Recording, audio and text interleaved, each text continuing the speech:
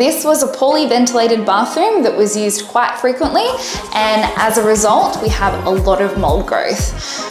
We have replaced the ceiling exhaust fan, and today's plan of attack is to treat and remove the mold before applying these specialty products that will prevent the mold from growing again in the future.